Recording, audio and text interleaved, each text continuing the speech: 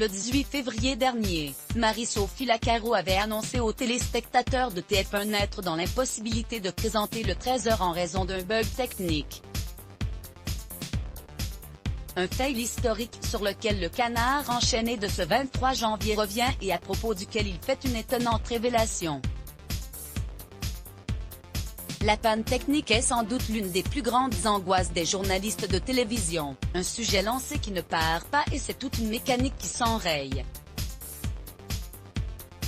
Mais c'est une panne d'une toute autre envergure qui a frappé l'infortunée Marie-Sophie Lacaro ce 18 février alors qu'elle ne prenait ses marques au 13h de TF1, à la succession de Jean-Pierre Pernaut, que depuis quelques petites semaines. Face aux téléspectateurs qui attendaient leur traditionnelle édition du JT, la journaliste a dû annoncer une mauvaise nouvelle.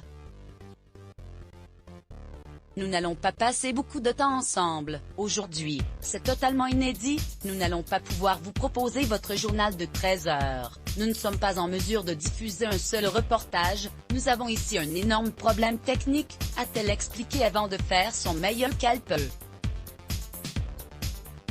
Le Canard enchaîné révèle la source du bug pour la Dépêche du Midi. Marie-Sophie Lacaro s'est souvenue de la chronologie des événements et a souligné l'engagement des équipes qui ont tenu à présenter un 13h même raccourci en récupérant une partie des reportages.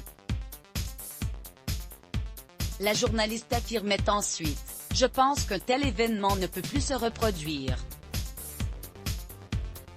Ils sont probablement toute une équipe à étudier et à décortiquer ce qu'il s'est passé pour que ça ne se reproduise plus. » Dans son édition du 23 février, le Canard enchaîné révèle les causes de cette panne inédite en plus de 40 années d'existence de la messe télévisuelle du 13h. Elle ne serait pas, contrairement à ce que certaines rumeurs laissaient envisager, le fruit d'une cyberattaque mais le produit d'une simple erreur humaine.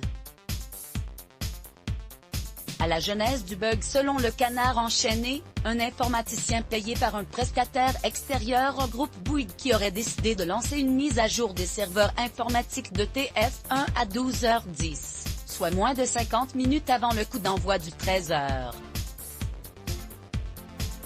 Au moment de la panne, des techniciens ont bien tenté de faire appel aux serveurs informatiques de secours.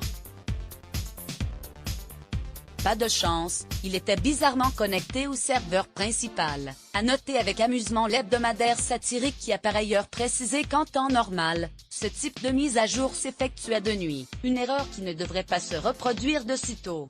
Mot-clé Let's Block ADS. Why?